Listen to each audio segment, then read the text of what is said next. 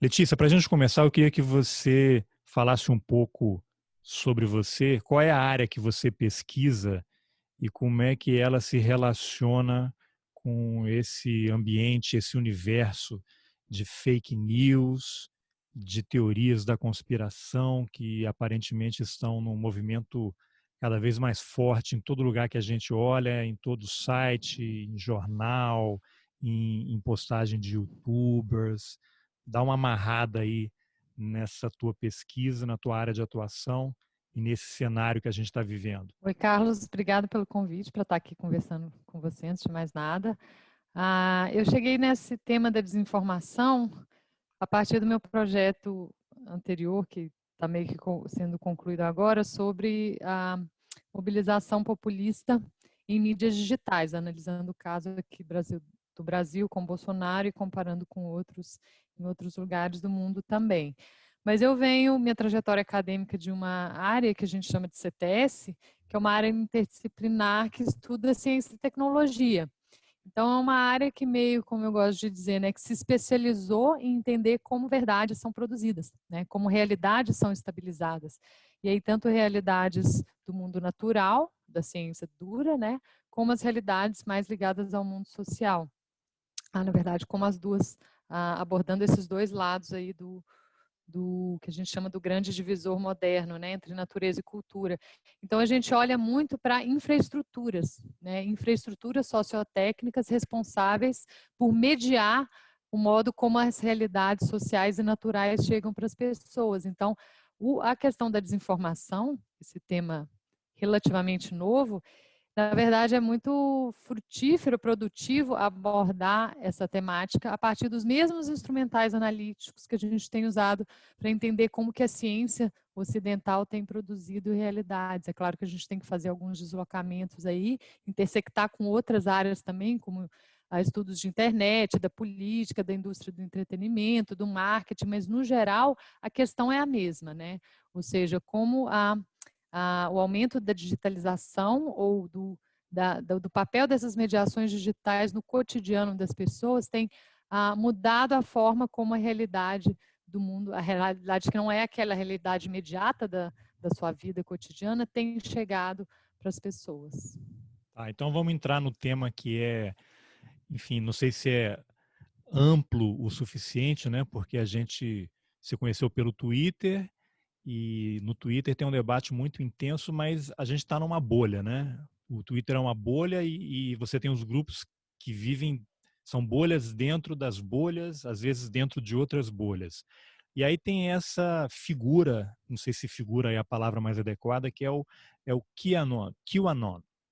O QAnon, que é um movimento aparentemente de extrema-direita, surgido nos Estados Unidos há poucos anos e que está ganhando adeptos em todos os lugares.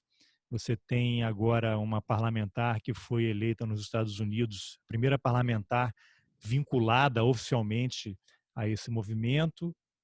E quando você começa a pesquisar, ninguém sabe exatamente o que é, não tem um líder, não tem uma pessoa que aparece, é uma coisa de internet. Aí você começa a ler, eu que entendo pouco de tecnologia, de internet, tem lá o 4chan, 8chan, Deep Web, essas loucuras todas aí que a gente acaba tentando entender e é difícil. Então, você podia, de forma didática, assim, o que é esse QAnon, que é a letra Q, e o Anon, que é uma abreviação de anônimo, né? É a letra Q, o anônimo. Eu já li várias coisas dizendo que o Q seria relacionado à letra número 17 do alfabeto e seria do alfabeto grego, mas também estaria ligado a alguma coisa da área de energia, e o letra Q seria do coeficiente. O que é o QAnon? O que você pode resumir dessa confusão toda? Uhum.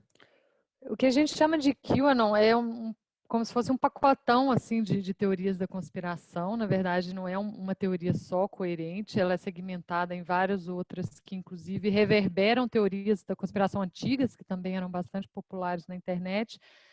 Mas desde que o Trump foi eleito, em 2017, quando ele começou o governo, começou a aparecer essa figura anônima, era um perfil anônimo no 4chan, que é um desses fóruns pouco moderados, né, que tem na internet, não é do mainstream, é um pessoal mais de nicho que frequenta, que é um estilo de figura anônima muito comum, que é a figura do insider, né? Ou seja, de alguém que estivesse revelando informações privilegiadas dentro de algum órgão de governo, alguma coisa nesse sentido, e vazando isso para a internet. Então, o Kill é um perfil que se auto-identifica, ele ainda é ativo hoje, né?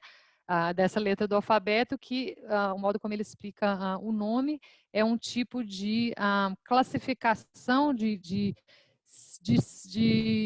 acesso que esse funcionário seria um funcionário do Departamento de Energia nos Estados Unidos, teria acesso a certas informações secretas, né? Seria essa letra Q seria a que indica o acesso às informações mais secretas que você tem dentro do Departamento de Energia. Ou seja, seria alguém que é super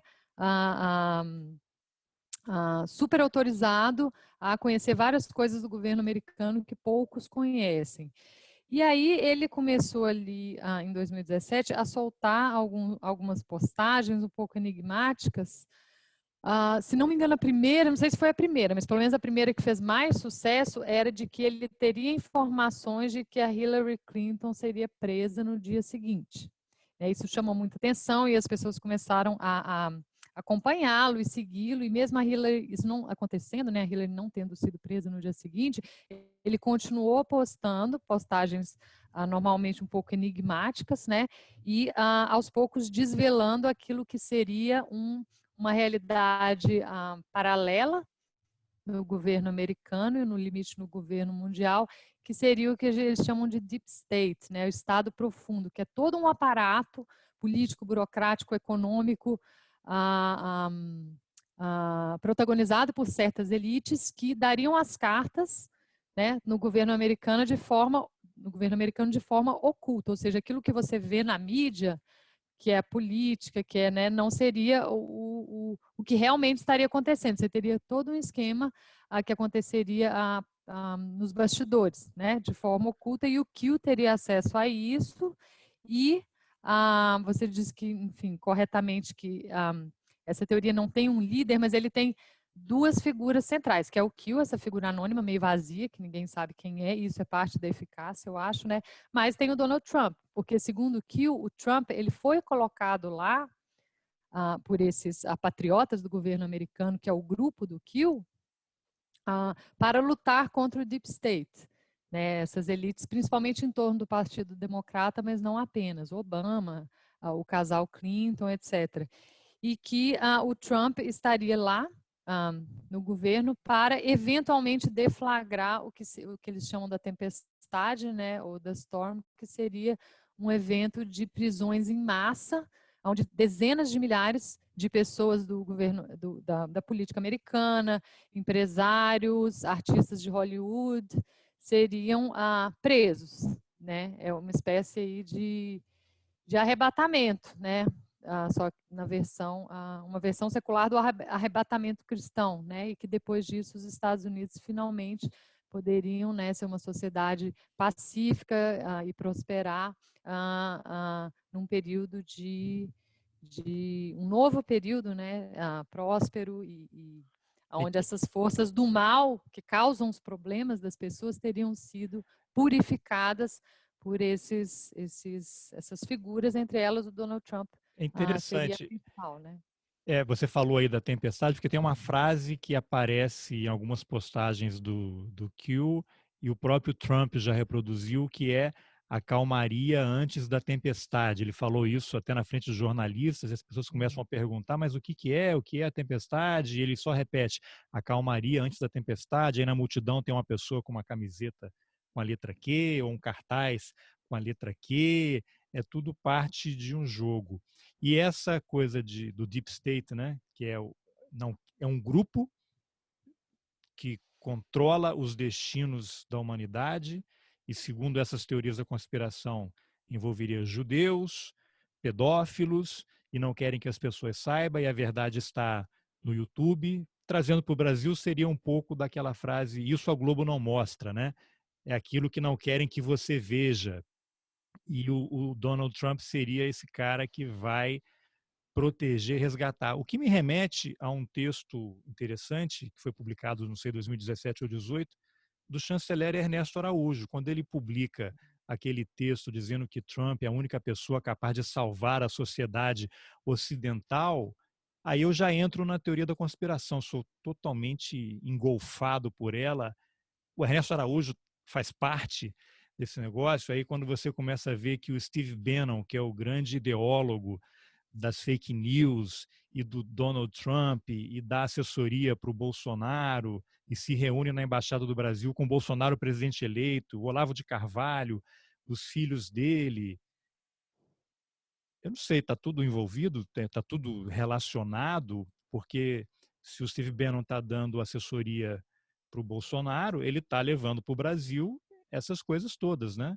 E aí a gente vai falar um pouquinho mais à frente, que é essas mensagens que o Carlos Bolsonaro, né, vereador, filho do presidente, coloca no Twitter, que todo mundo acha muito engraçado, acha que ele tomou um ácido antes, né, que ele comete erros de português, erros de grafia, umas coisas meio cifradas, que a gente começa a olhar isso e é muito parecido com os drops, né, como o pessoal do Q chama, né, as postagens do QAnon nas redes, que aparentemente não fazem sentido, mas são direcionadas. A mesma coisa quando você vê o Bolsonaro tomando um copo de leite numa live, aí várias pessoas do governo tomam um copo de leite, que é um símbolo, ele está dando um alô, né, para os supremacistas brancos, e aí você desencadeia e tira o foco, né? Isso leva todo mundo para uma discussão, para um debate que vai correr atrás dele mesmo, né? É o tal do rabbit hole, né? Você vai entrando cada vez mais fundo e não leva a lugar nenhum e você não acha nada. Eu separei depois aqui 2 posts, mas antes de ler aqui, eu queria ouvir a tua observação sobre. Eu sei, eu acho que eu estou como fazendo parte dessa teoria da conspiração, não sei, o que você acha disso tudo aí? Ah, com certeza, é muito atrativo, né? Esse tipo de coisa. Acho que não é à toa que as pessoas entram com tanta facilidade, né? Eu nunca tinha pensado por esse lado, mas assim, e tem ressonâncias realmente, né? Claro que o Bolsonaro, alguns dos seus filhos e outras, o pessoal mais olavista, né? Digamos assim, dentro do governo, eles estão muito ali na órbita, né? Da alt-right, dos padrões de comunicação online, das narrativas da alt-right, né? O próprio Bolsonaro reproduz às vezes quase que literalmente coisas que o Trump fala, coisas assim. Então essa prática que em inglês chama de dog whistling, né? Que é o apito do cachorro, ou seja, o Trump ou o Bolsonaro, enfim, fala alguma coisa que para o público normal parece sem sentido, mas os insiders, né? Os seguidores sabem muito bem do que se trata, né? Mas assim, sempre a ideia acho que é manter a coisa da ambiguidade, né? Então, no caso do Carlos, bom, depois a gente pode olhar os posts que você separou, o estilo de postagem dele realmente, né, é um pouco confuso, lembra, né? Eu acho que a diferença é que no caso do QAnon o caso do QAnon ele é particular porque ele eleva isso para um outro patamar, mas os padrões eles realmente são mais gerais. É porque no caso do QAnon o que acontece é que as pessoas realmente se organizam em grupos para poder estar decifrando, né, as postagens do Q. Então, eles vão atrás de vídeos do Donald Trump, das coisas que o Trump falou, tentando conectar ali certas palavras, né, a tempestade, a água, gira muito em torno de termos de comida, por algum motivo, né, bom, na verdade tem um motivo que é o O Pizzagate, que na verdade Pizzagate, foi depois vamos falar. o precursor do Q, né, onde eles usariam códigos de cachorro-quente, pizza, para estar comunicando de forma cifrada sobre esse círculo de pedofilia, né, que faria também parte do Deep State, que aí eu acho que é a versão por onde a teoria do Q está indo para o mainstream durante a pandemia, e a gente já começa a vê-la chegando no Brasil também, que é esse segmento da ideia da pedofilia e de que tem que salvar as crianças. Então, a gente vê, por exemplo, a Damares em lives repetindo exatamente esse slogan, né? nós vamos salvar as crianças, eu não posso falar agora exatamente o que a gente está fazendo, de novo, mantendo essa coisa um pouco do mistério, né? Mas nós estamos atuando, etc. Acho que o Então, os Pizzagate padrões. seria o grande troféu deles até agora, né? Você podia só contar o que foi o Pizzagate, para quem não conhece, que foi um caso de grande repercussão e quase podia ter terminado numa tragédia, né? O Pizzagate ficou conhecido como quando um pai de família, que era usuário de internet, enfim, entrou, foi capturado por essa teoria de que haveria rituais de pedofilia. Na verdade, a ideia é que esses essa elite de pedófilos, né, o que eles fazem? Eles fazem rituais satânicos para aterrorizar crianças que envolvem tortura, abuso sexual, etc. Mas o objetivo não seria pedofilia pura e simples. O objetivo seria você aterrorizar a criança para poder tirar o sangue, seja matando, seja extraindo, e poder beber. Então tem esse viés do canibalismo, que também aparece, né? Para poder assim se manterem jovens e saudáveis. Esse é um segmento bem importante enfim, o Pizzagate é um precursor disso. Então, esse homem acreditou em rumores de que numa pizzaria em Washington haveria um porão onde esses rituais estariam sendo realizados. Então, ele pegou o rifle dele e foi lá salvar essas crianças. E deu uns tiros para o alto, acabou que não feriu ninguém, mas poderia, como você falou, ter ferido e foi preso, enfim. Mas ele foi lá com a melhor das intenções, digamos assim, de Agora, acho que é salvar legal, crianças. pelo que eu li aqui nas reportagens que saíram, né? Porque nessa pizzaria o que acontecia era um local em que o organizador, acho que é o John Podesta, né, que era o chefe da campanha da Hillary na eleição passada, costumava organizar alguns eventos para arrecadar fundos para a campanha e mesmo para reuniões. E aí o Kill teria vazado trocas de e-mails dele com outras pessoas, acho que dentro daquela história do WikiLeaks, né, na campanha anterior, quando vazaram milhares de e-mails da Hillary Clinton, e aí tinha lá pizza, palavras assim que quem acompanha e investiga essa história de pedofilia, que pizza se referia a menina, tem uma outra palavra que seria para menino, e que nessa pizzaria, onde a Hillary também frequentava, Hillary seria integrante dessa rede mundial de pedofilia. No porão dessa pizzaria haveria crianças presas, sendo torturadas, ser viciadas e eventualmente vendidas pela Deep Web. E esse cara foi cooptado, né, por essa teoria, pegou uma arma e viajou, sei lá, 200 milhas para Washington, tentou invadir e quando chegou lá, ele acabou se entregando, né, sem trocar tiros e o fato é que na pizzaria nem porão havia, né?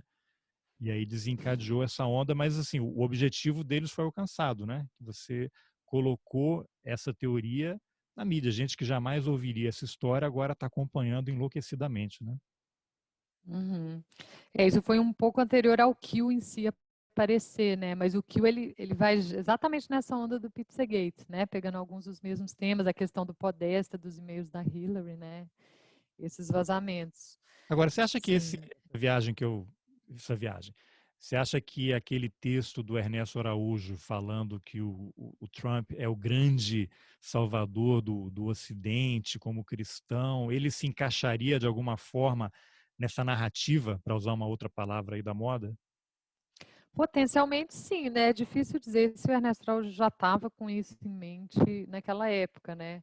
Mas se você for pensar esse padrão narrativo, né, de que o Trump é algum tipo de salvador, ele tá no texto do Ernesto Araújo, ele está na versão, em algumas versões evangélicas, né, cristãs, de por que que o Trump chegou à presidência e por que que ele é um escolhido de Deus, né, para estar purificando, repurificando os Estados Unidos e o mundo, É, etc. e Ou seja, né, embora o conteúdo possa variar um pouquinho, é sempre uma estrutura bastante comum, é interessante né? lembrar que o Então, Ernesto, antes de ser chanceler, ele serviu na embaixada aqui em Washington e foi quando ele conheceu o Olavo de Carvalho.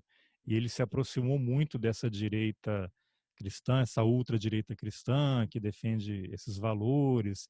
E ele passou a participar, acho que até o desse ano, que foi antes da pandemia, tem aquele National Breakfast, que é o café da manhã que todos os presidentes participam desde o fim da Segunda Guerra, que é organizado por essa extrema-direita cristã e que reúne desculpa, e que reúne gente de várias tendências. O que os une é exatamente a religião e esse conservadorismo, tanto que virou até uma série da Netflix chamada The Family, não sei se você assistiu, que eles contam, é um cara que frequentou lá, ele conta, escreve um livro e ele depois se transforma numa minissérie, que tem uma casa que fica atrás, uma rua atrás do Congresso, aqui nos Estados Unidos, que é tipo uma república, e lá moram parlamentares democratas e republicanos. Apesar de serem adversários políticos, o que os une é a questão do conservadorismo e da religião. E essa série mostra como esse grupo do National Breakfast, eles têm uma casa na Virgínia que é feita mesmo para cooptar pessoas, eles promovem almoços, jantares, e a série mostra, não há um único líder estrangeiro que venha aos Estados Unidos, é raro que essa pessoa não seja convidada e não vá participar de algum evento nessa casa, que é tipo o quartel general deles. Então, isso mostra como esse grupo avança e tem tentáculos, digamos assim, em todas as áreas de conhecimento e relações políticas. Então, você tem presidentes democratas e republicanos desde o fim da Segunda Guerra que frequentam, já é um acontecimento nos Estados Unidos, e nesse ano o Ernesto veio. Acho que o Bolsonaro não veio, mas todos os presidentes participam. E o Trump, quando fala em qualquer evento, ele dá toda a força, né, a esses grupos de extrema-direita, de supremacista branco. Ontem, inclusive, no debate, né, foi uma grande confusão, porque ele não deixou ninguém falar, parte da estratégia dele. Ele se recusou a condenar os supremacistas brancos e, pelo contrário, né, deu apoio ao tal dos Proud Boys, né, que fizeram um evento recente aí.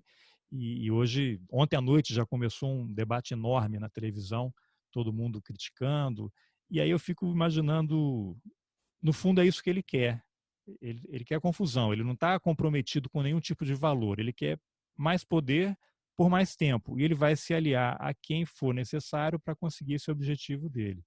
Falei muito aqui, queria que você analisasse se faz algum sentido essas ponderações. Eu acho que sim, né? E o Trump, ele acena muito, né? Ele está acenando muito para esse grupo, porque esse grupo está crescendo, né? E ele ainda não teve deputada eleita, né? Ela foi indicada, né? Mas é o que tudo, Isso. aquela da Georgia que você comentou, mas é o que tudo indica, ela vai ser eleita. E assim, me preocupa um pouco a perspectiva desse tipo de encontro entre teorias da conspiração online e a conjuntura política real, né, em eleições começar a crescer, né? Porque você vê como que a coisa espalha, né? E a gente vê grupos como, sei lá, mães preocupadas com seus filhos, o pessoal mais que a gente não associaria essa extrema direita, né? O pessoal muito da New Age, das energias, que também tem sido muito atraída por essas narrativas do QAnon. Como que isso tem um potencial realmente de espalhar e começar a reverberar não só para o mundo offline, nesses casos pontuais que a gente vê de gente que pega em arma ou que persegue outro. Aí nos Estados Unidos já teve vários casos, né? Uma mulher perseguir uma pessoa num carro porque acreditava que ele era um pedófilo que estava levando uma criança, né, para ser escrava sexual, enfim, essas coisas. Mas começar a virar uma gramática para escolha eleitoral, né? Isso ainda está muito incipiente aí nos Estados Unidos, pelo que eu consigo acompanhar, mas, mas eu acho que tem um certo potencial para crescer, né? Vamos ver, essa eleição acho que vai ser importante por vários motivos, né? Que a gente está numa situação realmente nova, 2016 não vai se repetir, mas também não quer dizer que a gente vai voltar para um padrão eleitoral normal, né? Tanto aí como aqui.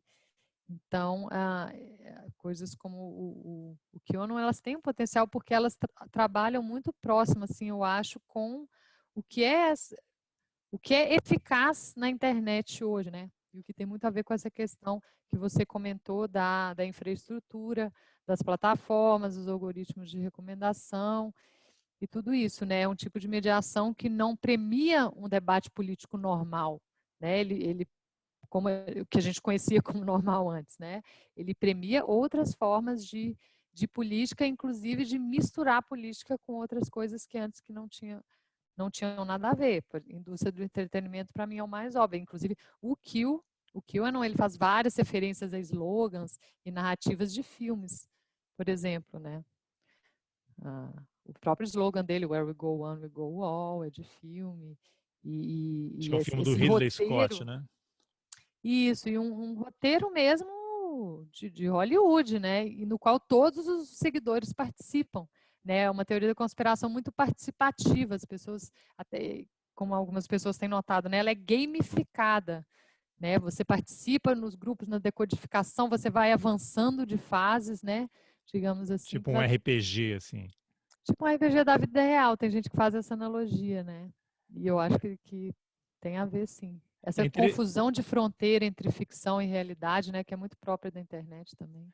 o interessante é que esses drops, como eles chamam, né, que são as postagens do Kill, em geral não acontecem, né? O que está lá não acontece. Tem aquele caso que diz que a Hillary Clinton estaria prestes a ser presa, ela nunca foi presa, que já tinham um alerta em relação ao passaporte dela, porque haveria uma tentativa de fuga em massa dos Estados Unidos, que ela não havia sido presa ainda, mas seria, e nada daquilo acontece. E aí, quando você conversa com as pessoas que seguem o que, eles não estão muito preocupados se é fato ou se não é. Eles estão muito na onda de ficar nessa coisa da teoria da conspiração, e o que dificulta de forma extrema qualquer tipo de debate, né? E aí eu te pergunto, como é que você conversa, dialoga com uma pessoa que está dentro dessa onda aí, dessa vibe, dessas teorias da conspiração? Porque qualquer coisa que você fale, a primeira resposta que vem é: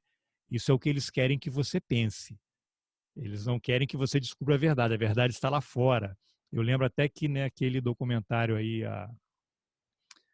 O Dilema das Redes, que está em exibição no Netflix, está dando bastante polêmica, digamos assim, eles entrevistam um francês que foi o cara que criou o algoritmo no YouTube para você ficar vendo vídeo de gatinho, né? Então você vê um vídeo de gatinho, e aí o algoritmo entende que você gosta de vídeo de gatinho, aí ele vai procurar um vídeo de gatinho para você ver na sequência. Só que o próximo vídeo tem que ser um gatinho mais fofinho, porque a mente humana funciona assim. Você tem que ter uma coisa que vá mais forte.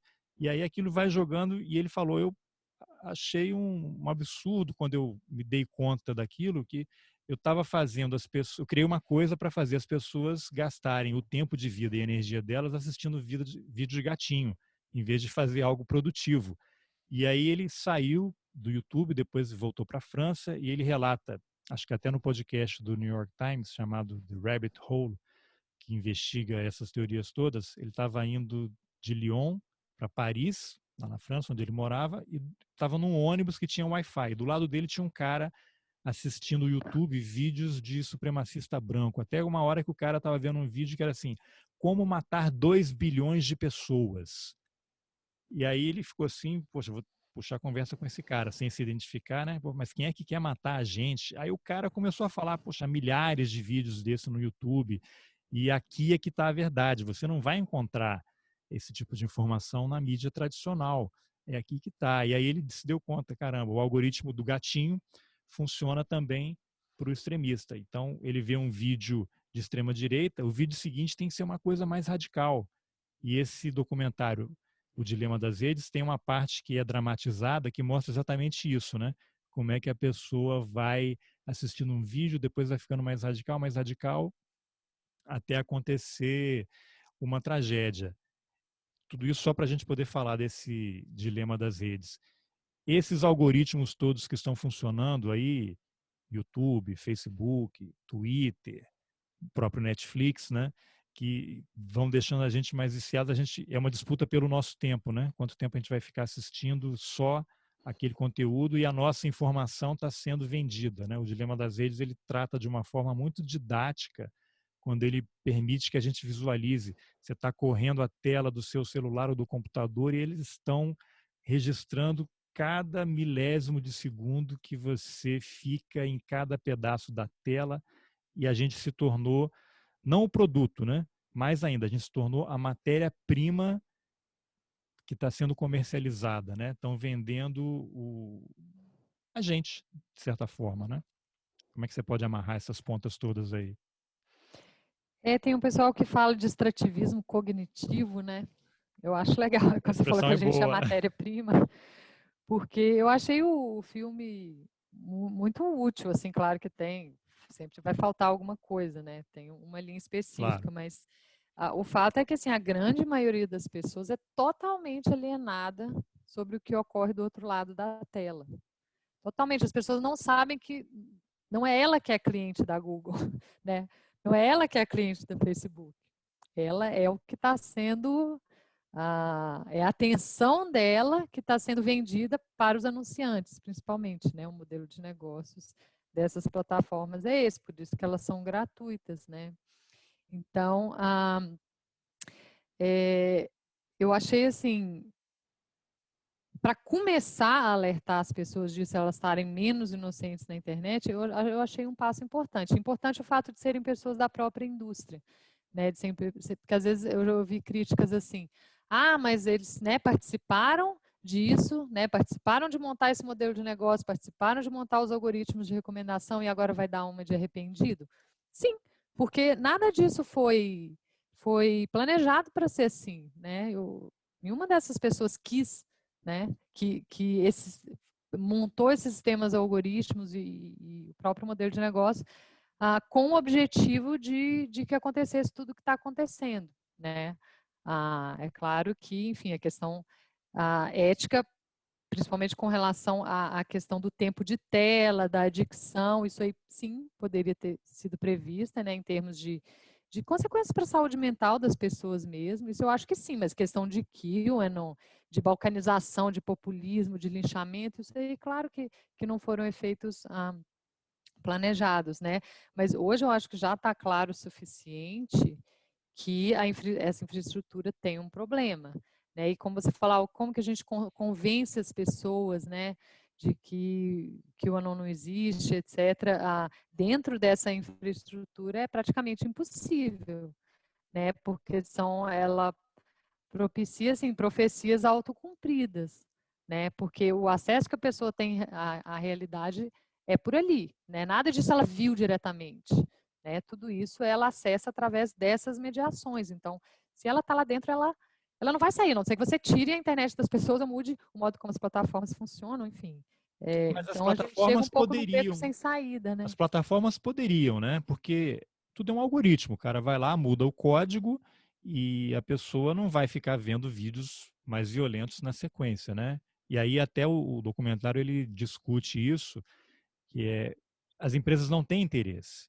Tanto que tem dos entrevistados, logo no início, acho que até mandei uma mensagem para você no Twitter, num comentário que você fez, bem no início, né, eles vão mostrando alguns dos entrevistados e o cara está muito nervoso, não me lembro o nome dele, e ele fala, poxa, isso aqui são 8 meses de conversa com advogado, vai e vem, o que eu digo, o que eu não digo.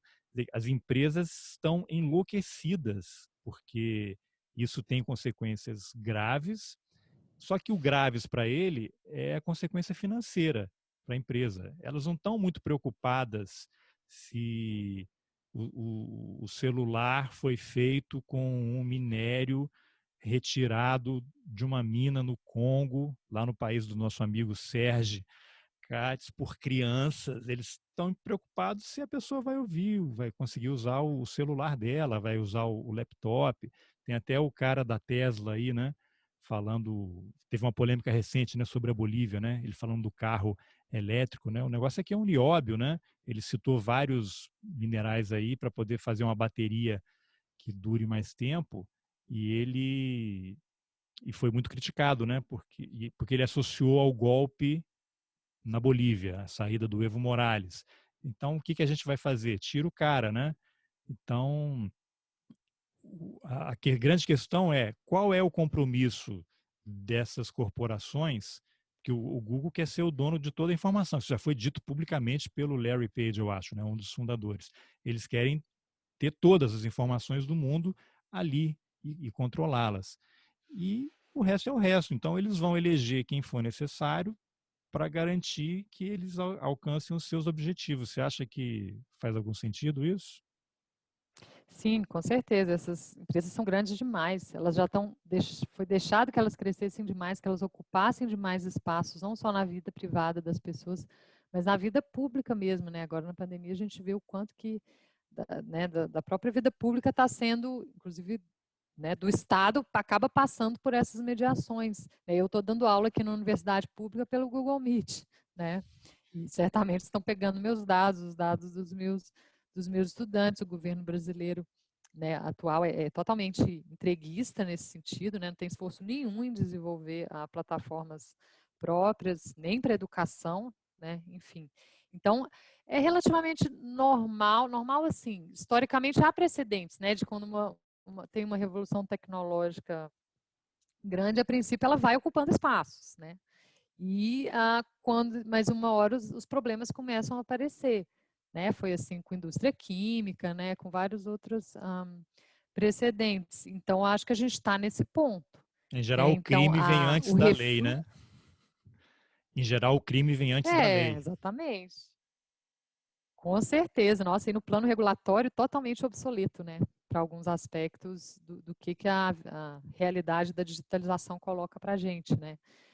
Então, está justamente nesse ponto, eu acho, de que não dá para continuar na direção, né, ah, que está indo. Só que, do ponto de vista das empresas, sim, a tendência é essa inércia, porque eles respondem apenas aos seus acionistas, né?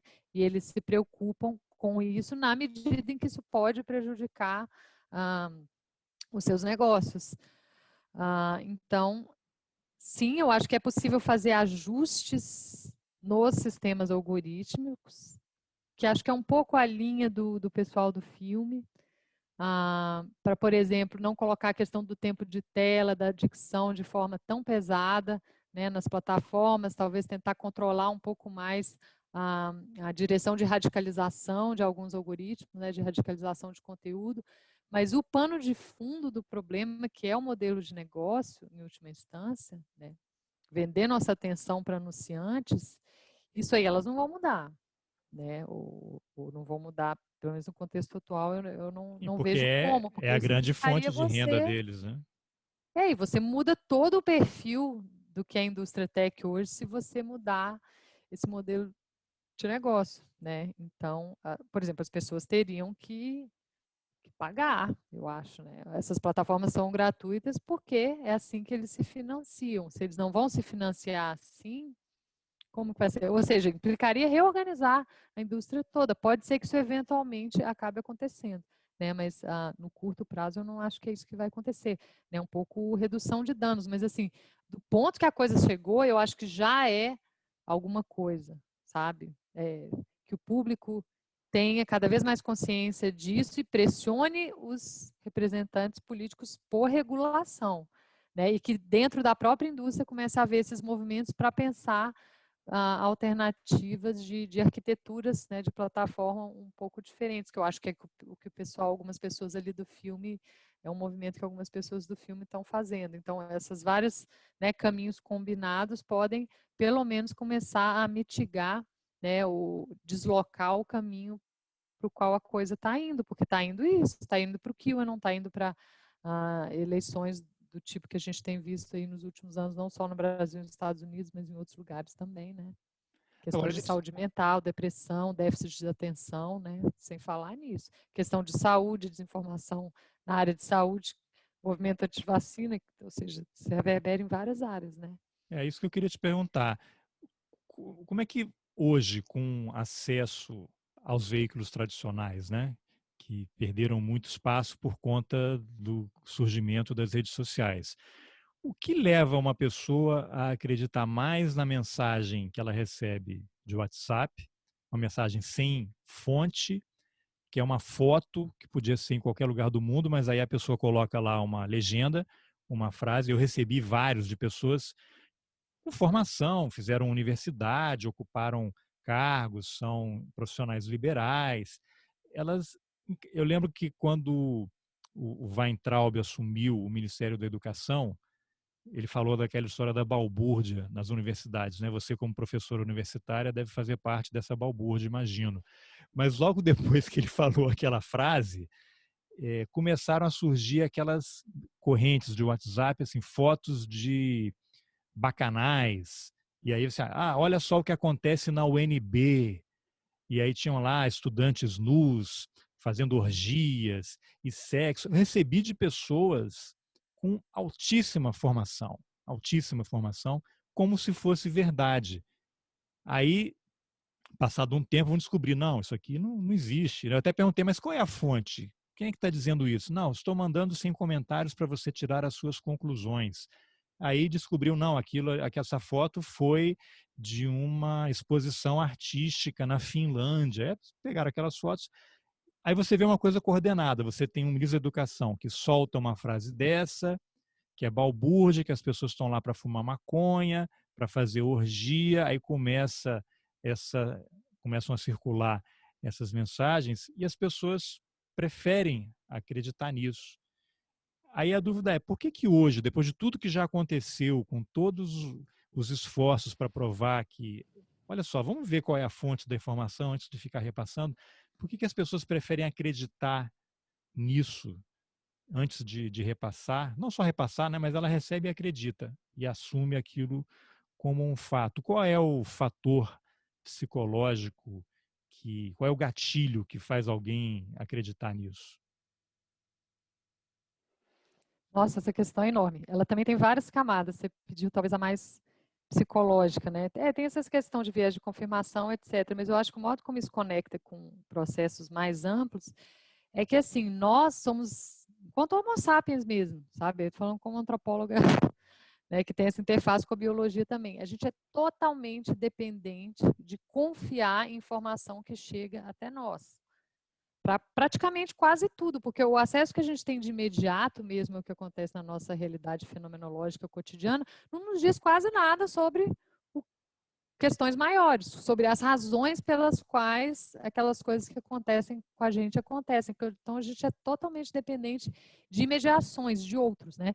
Então, historicamente, a gente tem uma crise dessas instituições, do monopólio, né, dessas instituições mais autorizadas a produzir conhecimento sobre a natureza, sobre o mundo social, que é a ciência, a universidade, a academia, o jornalismo profissional, né?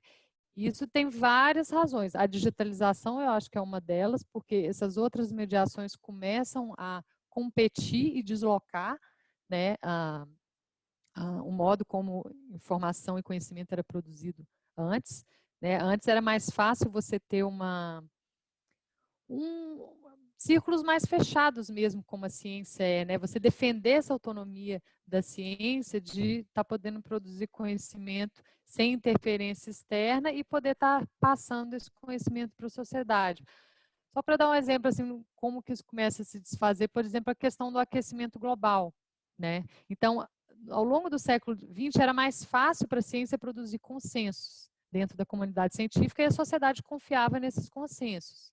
O livro da Naomi Oreskes sobre os mercadores da dúvida, que eu até retuitei o seu comentário sobre o debate do Trump, fazendo referência a esse livro.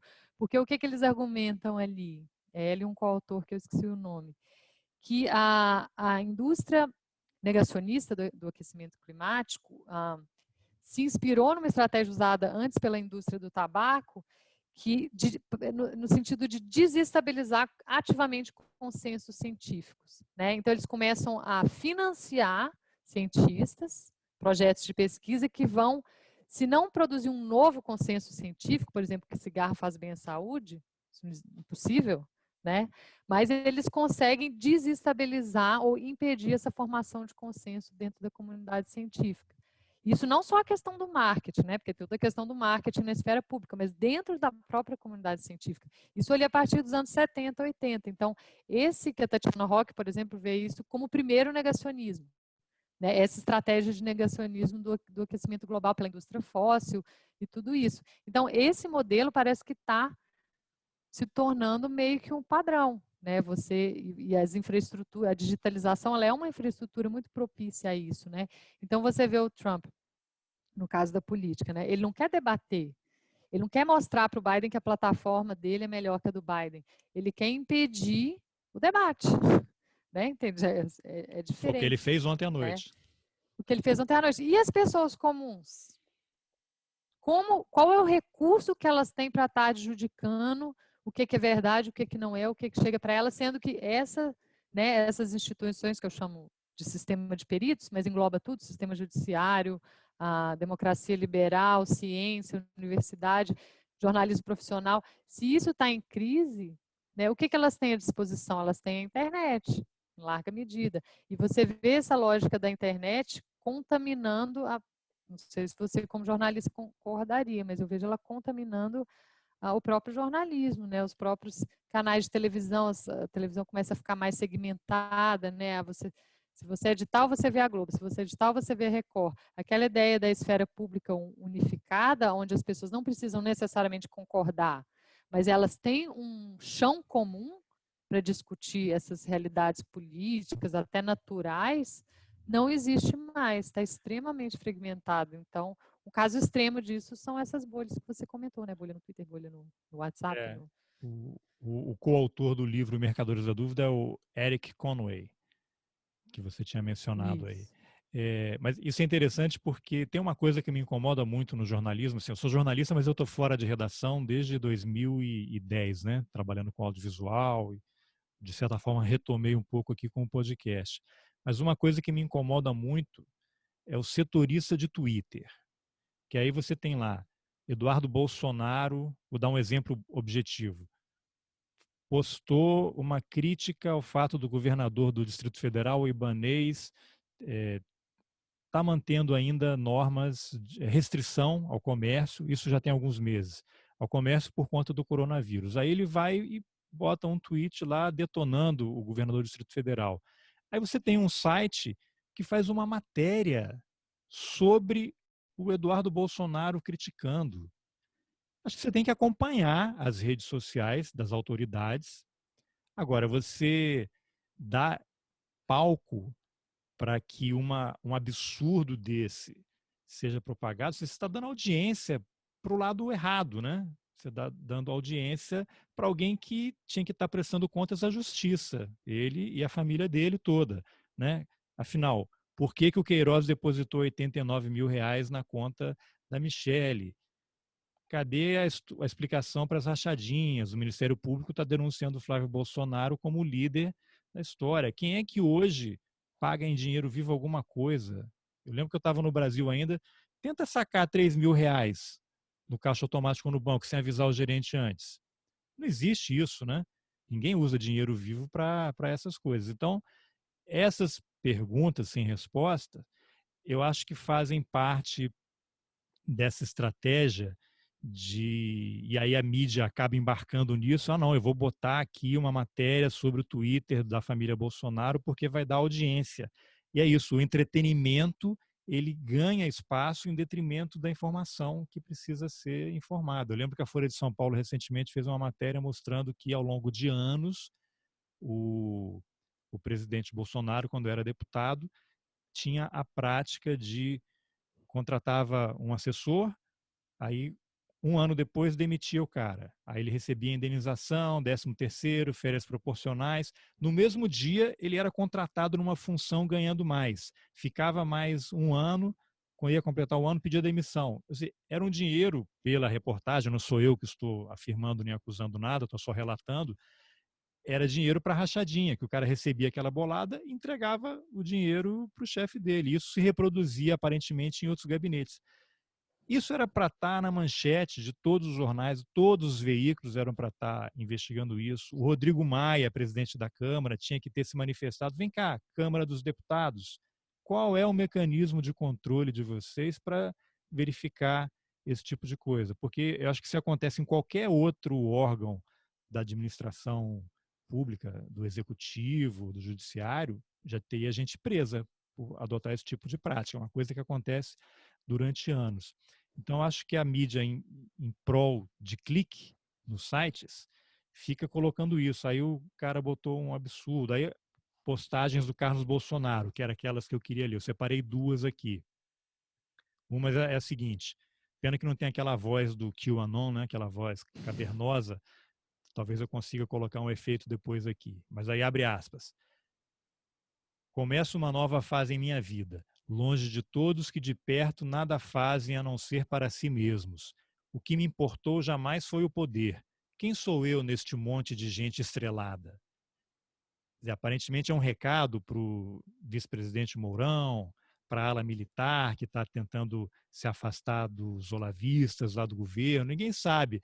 E aí o pessoal fica louco, né? Comenta e faz matéria e tem retweet e tal, o que remete o quê? É uma linguagem do QAnon. Tem aquela postagem lá que o Trump se cercou de generais para se proteger, amanhã vai ter uma confusão, mortes, fuga. É a mesma coisa, é a mesma linguagem, né? Transposta para a realidade brasileira. Ele tem um outro post do Carlos Bolsonaro, abre aspas. As lâmpadas de vidro estão queimando. Logo virá a égua descorada e depois dela os outros. A lula gigante e a chama escura, o leão e o grifo, o brilho do sol e o dragão do pantomineiro. Não acredite em nenhum deles. Lembre-se dos imortais. Cuidado com o senescal perfumado. Aí o Twitter enlouquece. Aí eu vi aqui uma matéria de um jornal, esse texto, que é atribuído ao Carlos Bolsonaro, é parte de uma profecia publicada no livro A Dança dos Dragões, que é o 5º volume da série Crônicas do Gelo, de Gelo e Fogo, que originou Game of Thrones. E no livro lá uma personagem fala para Daenerys Targaryen, que é a rainha dos dragões, fala da profecia. Aí o jornal foi ver no perfil oficial do Twitter lá do Carlos Bolsonaro, não existe esse trecho publicado na data que aparece o print, que é 8 de junho de 2019. O vereador não negou nem confirmou a autoria do post. E aí, além disso, há aspectos da imagem indicando a possibilidade de uma montagem, a fonte é diferente do tweet. Ou seja, essa confusão interessa a todo mundo, né?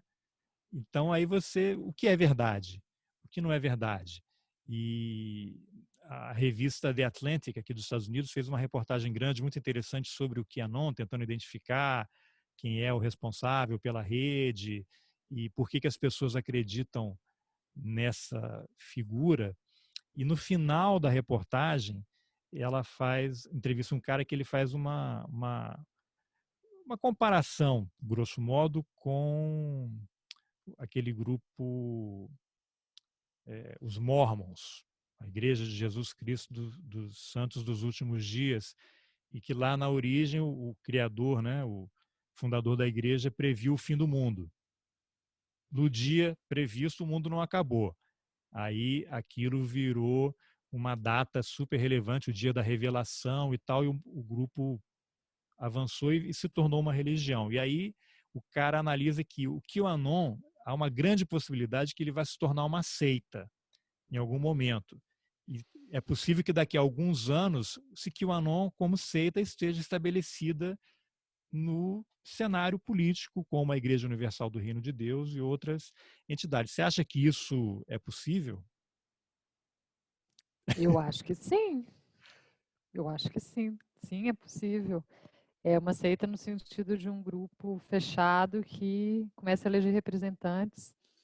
Parece que até já aconteceu nos Estados Unidos no início do século XIX. Eu já vi alguém comentando, era coisa de Illuminati, maçom, chegou a eleger um ou outro deputado.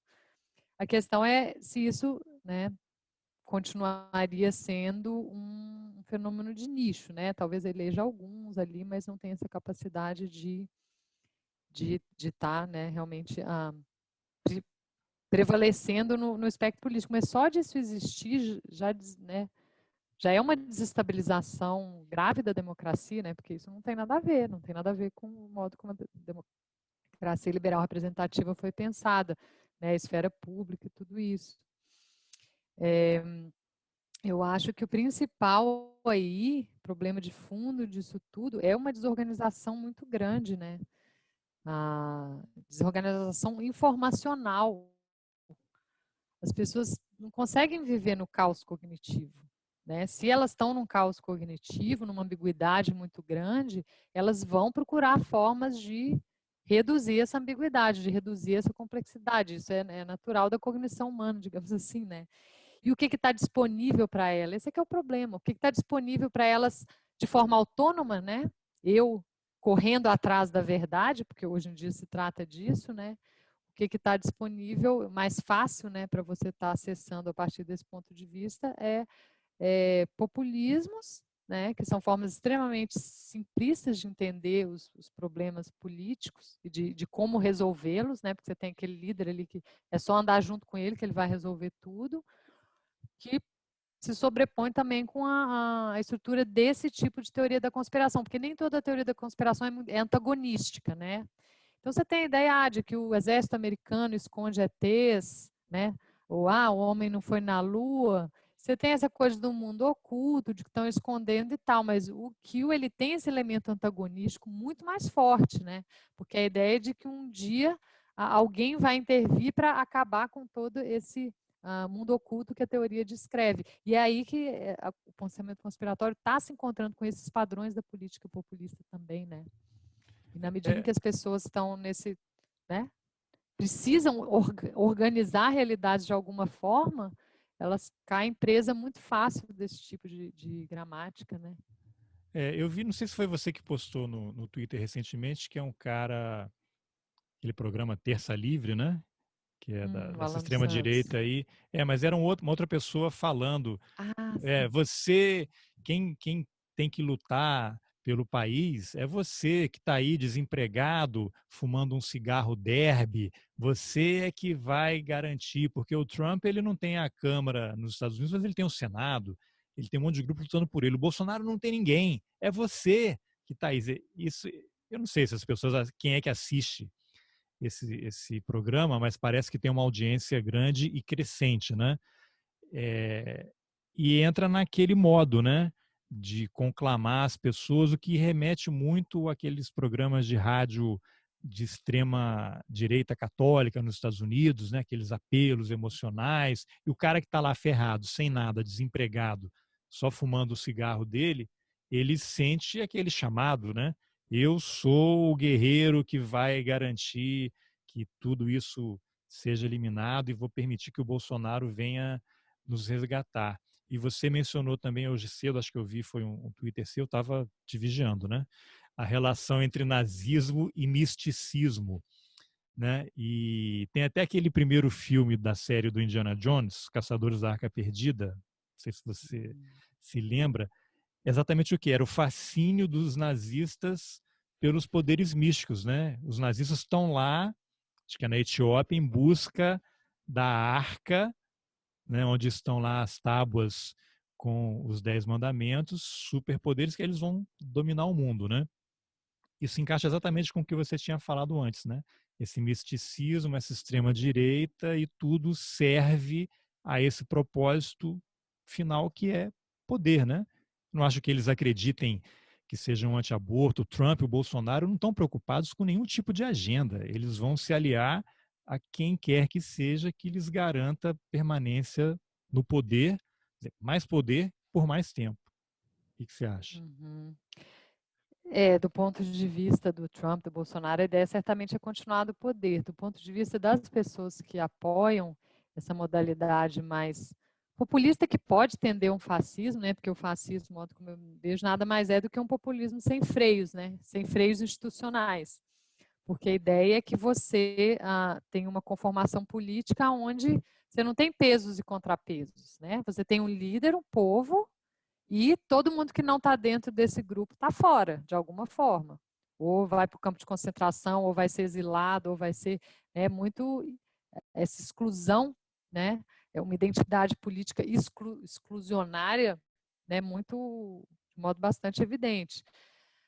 Mas o fascismo, eu acho que ressoa com essa coisa do New Age, das energias, né, das causalidades ocultas, porque tudo isso é um tipo de vitalismo, né? Eu vejo assim um pouco como uma insatisfação com o modo como instituições vinham funcionando até então, que estavam se afastando muito de alguma fonte primordial da vida, do patriotismo, né? E você tem que virar tudo do avesso, né? O povo vai para cima, a elite vai para baixo, né? Essa coisa da inversão, ela está muito presente tanto no QAnon como, né, no apelo populista, na questão do messianismo evangélico também, né? Jesus é essa figura, né? Que virou tudo do avesso, nasceu no meio dos animais e né?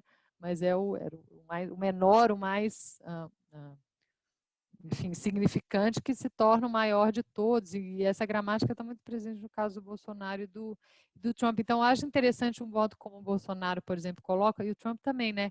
Essa figura do brasileiro comum nesse lugar, né? Esse tipo de populismo, ele eleva a pessoa que era mais ralé, que era mais ignorante, a mais que os especialistas, os intelectuais desprezavam, né? Os conservadores morais, essas pessoas que todo mundo, ninguém levava a sério, todo mundo, enfim, achava ignorante, manipulado, né? Enfim, eleva essas pessoas que estavam fora do corpo político no modelo da esfera pública burguesa liberal mais tradicional, eleva essas pessoas aos verdadeiros patriotas, né?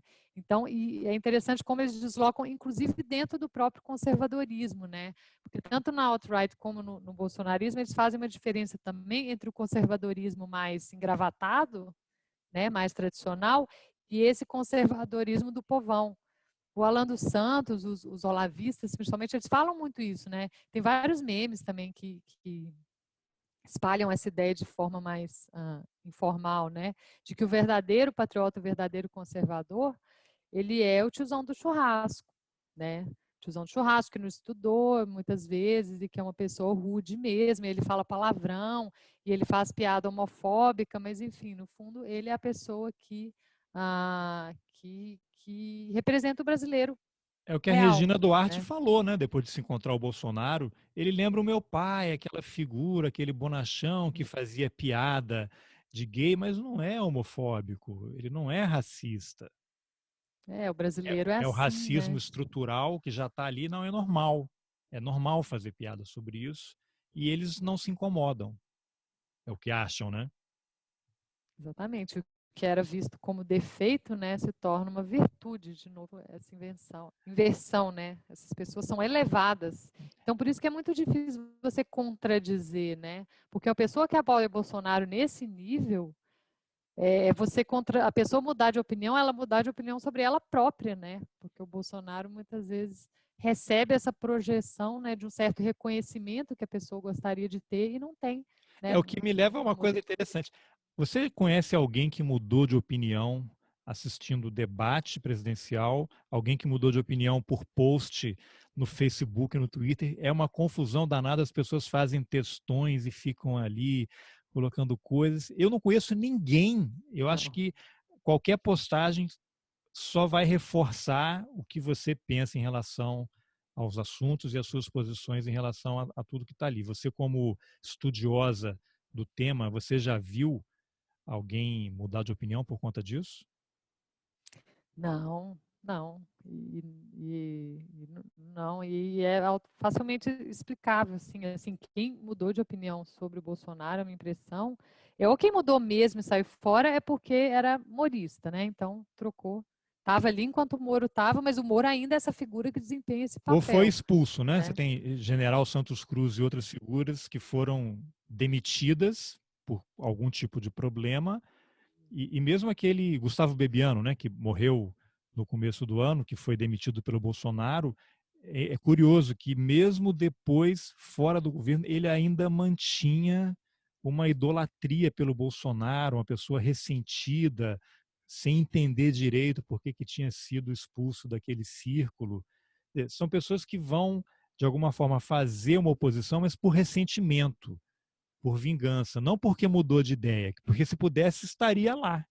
Ninguém entra num governo desse que defende tortura, que acha que não houve golpe, que tinha que ter matado 30 mil, que os filhos não namorariam uma negra porque foram bem educados, que é só dar uma palmada que não vai ser homossexual. Ninguém entra num governo desse. Ou você pensa como ele, ou você pensa diferente e está lá por algum outro objetivo. E qualquer uma das duas opções é péssima, né? Uhum. Esse é que é o problema aí que a gente vai ver em 2022, em que medida isso continua sendo o que vai angariar a gente para em torno de algum nome para ganhar a eleição, né? E pode ser que seja o Bolsonaro de novo. Tem que ver, mas enfim, a questão é que eu acho que mesmo os eleitores que largaram ele, a minha impressão, assim, de tudo que eu sei, do trabalho de outros colegas também que vem mapeando, é que essas pessoas podem voltar, né? a menos que elas tenham uma alternativa que contemple totalmente aquilo que o Bolsonaro fazia para elas antes, e elas possam trocar, né? Elas estão num meio de campo ali, numa zona meio cinzenta, meio ambígua, que num período eleitoral de reintensificação das identidades, ele pode conseguir A trazer parte gente dessas pessoas já de está volta, vendo, né? inclusive, uma reaproximação dele do Bolsonaro com o Luciano Bivar, criador do PSL, dono do PSL. Bolsonaro saiu, mas já está havendo uma composição, nada, não vai ser surpreendente se o Bolsonaro se candidatar de novo pelo próprio PSL, né? Agora, você que acompanha bem e estuda isso, as pessoas têm uma impressão, às vezes, que o governo Bolsonaro é uma improvisação total. Eu acho que não, eu acho que tem um núcleo ali, que não sei se está só no Brasil, esse negócio que chamam de gabinete do ódio. Eu acho impossível que 3 garotos estejam ali operando esse negócio. Eu acho que existe uma organização ampla, com gente muito bem preparada. Steve Bannon está aí, né, para provar essas idas do Eduardo Bolsonaro lá. Eu acho que tem uma equipe muito bem preparada que é, alimenta o governo com essas estratégias. Você vai fazer isso, agora é aquilo, qual é o absurdo do dia para tirar o foco disso, e o Salles passando a boiada, né? Então eu acho que não existe nada de improvisado, como mostra também aquele filme, acho que é um filme polonês que estreou no Netflix também, que é o The Hater, né? Não me lembro qual o nome, que saiu no Brasil, que é um cara que opera redes sociais e fica criando perfis falsos o tempo todo e organiza eventos e várias tragédias acabam acontecendo. Você acha que tem alguma coisa de improviso aí nesse governo? Não, eu tento concordar que improviso, no geral, não. É claro que algumas adaptações tiveram que ser feitas, mas acho que não no plano da comunicação, né? Esse plano que você está falando remete muito a esse plano da comunicação, que foi o que foi feito na eleição, isso meio que continuou.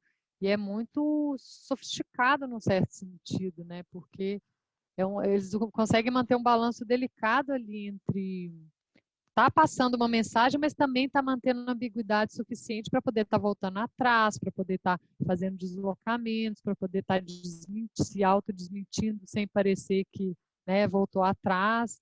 Então, isso aí eu vejo muito forte até hoje. Né? E o que está por trás a gente não sabe. Né? Eu gosto de falar que agora, a essa altura, o que os pesquisadores puderam fazer, a gente já fez, e isso é um caso não de investigação acadêmica, mas de investigação criminal. Né? Policial, né? Se vocês não Policial. sabem, imagina a gente. Pois é. E tem um potencial aí de ter uma mãozinha dos militares também, né? A questão da comunicação deles, tem alguns colegas que levantam essa bola, né? Mas organizado com certeza. Eu É, gosto de uma fala que um colega engenheiro de sistemas falou comigo uma vez, que num ambiente organizado de alta entropia, como é a internet hoje, quem tem organização tem tudo. Tem uma vantagem muito grande, né? E ainda mais se é uma organização que está por trás do pano, digamos assim, né? Que está invisível. E sabe usar essa plataforma, sabe usar a arquitetura, né? Com certeza não foi improviso e continua não sendo. mas, Letícia, só para a gente caminhar para o fim aqui, esse assunto é fascinante, né? A gente podia ficar aqui horas e horas e horas. Uma coisa que me chama muita atenção, toda vez que tem uma informação que ela está baseada em fatos, informação, eu digo assim, uma denúncia, uma investigação, a família Bolsonaro não rebate, não desmente, eles simplesmente emudecem. Você tem isso com o livro do Luiz Macluf Carvalho, que é o Cadete e o Capitão. Macluf morreu recentemente aí, vítima de câncer. Eu fiz uma entrevista com ele no ano passado, em que ele recupera o processo do Bolsonaro no Superior Tribunal Militar, por conta daquela história de que ele teria planejado explodir bombas em instalações militares, e ele conta que houve um acordão lá no STM para o Bolsonaro não ser expulso do Exército. Então ele foi inocentado, porque havia lá o croquis, um laudo dizendo que a letra era dele, o outro que não. Só que quando o Macluf foi investigar, na verdade havia 3 laudos dizendo que sim e 2 que não. Então ele deveria ter sido condenado. Mas como a corte é composta por maioria de maioria não, eram todos, né, indicados pelos governos militares, para não ficar mal para o exército, inocenta o cara, e logo depois ele saiu candidato e entrou na vida política. E o livro saiu, McLuhan tentou entrevistar o Bolsonaro, não conseguiu, e não houve uma palavra, ninguém processou, porque eu acho que se alguém escreve um livro contra você com mentira, a primeira coisa que você vai fazer é processar a pessoa, né? Depois você tem o livro da Thaís Oyama, que era da Veja, ela escreveu um livro sobre o primeiro ano do governo Bolsonaro, chamado Tormenta, em que ela relata como o Bolsonaro tem essas teorias da conspiração, que acham que vão matá-lo, chegava em casa e nunca bebia água que estava na geladeira, bebia água da torneira, essas coisas todas. E tem o livro que saiu na reportagem da Mônica, esqueci o nome dela, peraí, só para eu não errar aqui. E tem a reportagem da Mônica Gugliano, que saiu na revista Piauí, com o título Vou Intervir, em que o Bolsonaro fica furioso lá com as decisões do Supremo e chega lá dizendo que vai mandar lá, cabe um soldado fechar o Supremo. Eles não negam a história da rachadinha, eles não negam que houve rachadinha, eles mandam um repórter calar a boca, né? Acusam de qualquer outra coisa. Por que que depositaram dinheiro na conta da Michelle? Eles ofendem e não explicam.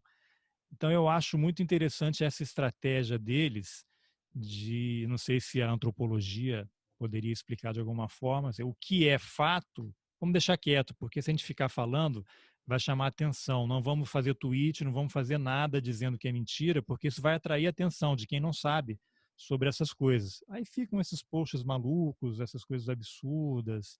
Você acha que isso aí faria parte de alguma estratégia também de comunicação?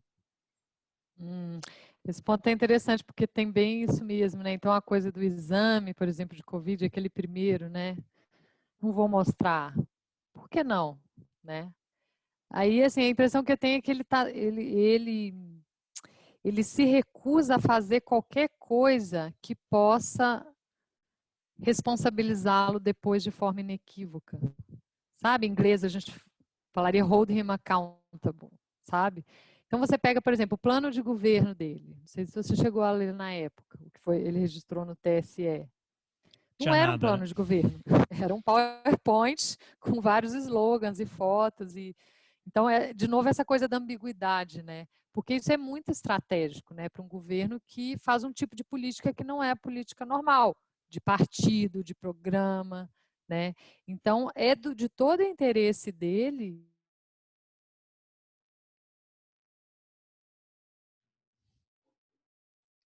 Opa, deu uma travada. Tirar o vídeo aqui. Letícia. Alô, alô. Oi, Letícia? Oi? Caiu. Ah, é? Foi o seu ou o meu? Ah, tá falando que a minha tá instável. É, você quer retomar ali do Covid? Você estava falando Sim. assim, tudo, você pode retomar ali, tudo que ele pode ser responsabilizado, ele evita, né? Isso, é no sentido de ele evita se posicionar de forma inequívoca sobre qualquer coisa que diga respeito à realidade, né? Claro que ele se posiciona com relação à pedofilia, o que seja, essas coisas que são vagas e meio, né? Mas qualquer coisa que tenha uma ancoragem na realidade, tipo teste de Covid, né? Tem ou não tem? Ele evita, né? A impressão que eu tenho é que ele tem esse comando aí, que ele coloca para ele mesmo e as pessoas no entorno dele também, de sempre estar evitando esse tipo de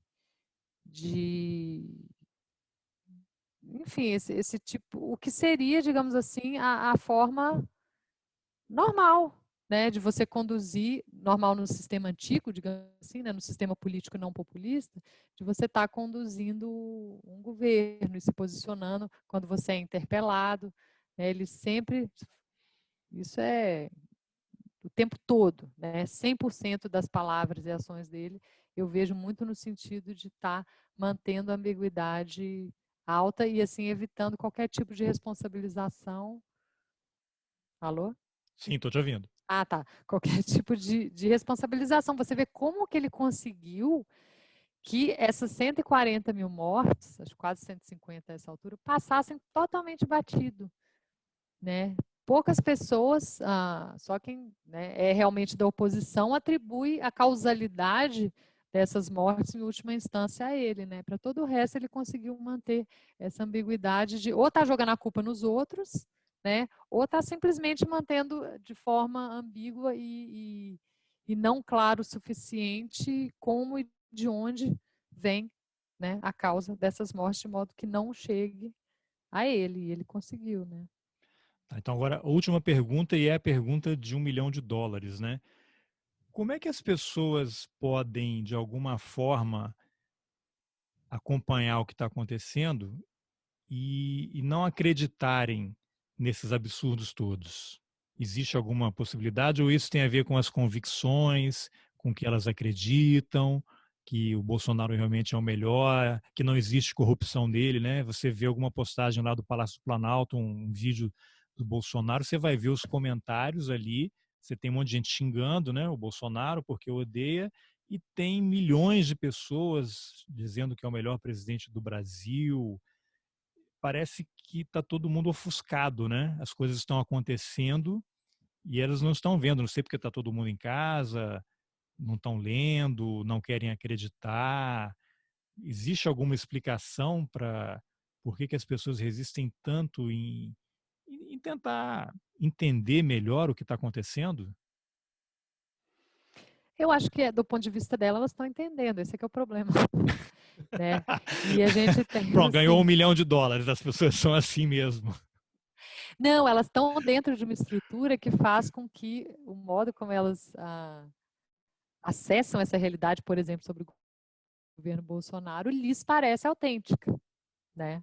Porque justamente isso que você falou das duas bolhas, elas são simétricas invertidas, né? De um lado, o Bolsonaro é um monstro, o demônio, do outro ele é o salvador, o que vai, né? E isso foi construído, inclusive, por ele, né? Ao longo da comunicação política dele, objetivou desde a campanha separar essas duas bolhas como mundos invertidos, digamos assim, E se né? Então, quem está retroalimentam. dentro desse se retroalimenta, exatamente enquanto oposição, não enquanto conversa e debate, né?